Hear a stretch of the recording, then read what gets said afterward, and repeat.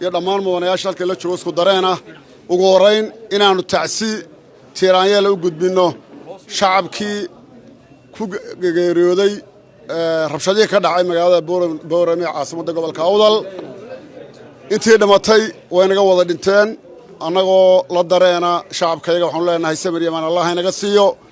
inta dhaawacantana Allah bogsiyo hadday tahay shacab iyo hadday ciidan tahay Ilaahay inoo bogsiyo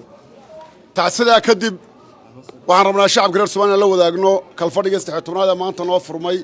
mudanayaasha golaha wakiiladu waxay dood dheer ka yeesheen xaaladda ka taagan gobolka Awdal gaar ahaan degmada Boorame si qoto dheer bay uga doodeen mudanayaashu dood dheer kadib wuxuu galuu soo saaray go'aankan waan jeclahay in la wadaago bulshada reer Soomaaliland kow go'aamada galuu soo saaray waxa ugu horeysa tacsida waan gudbinay go'aamada galuu soo saaray waxa weeye kow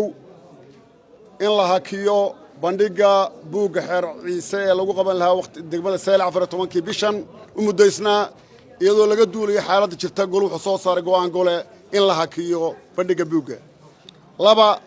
in la dardar geliyo wada hadalladii madaxweynuhu ku baaqay ahaa beelaha walaalaha ah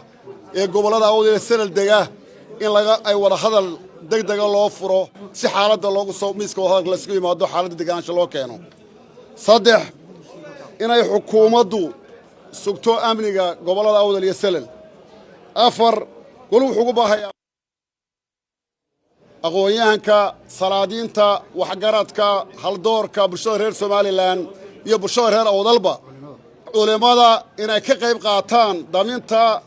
iyo dejinta dhiigga daadanaya iyo arrimaha ka aloosan degmada Boorame gobolka Awdal iyo guud ahaan gobolada Awdal iyo Salal shan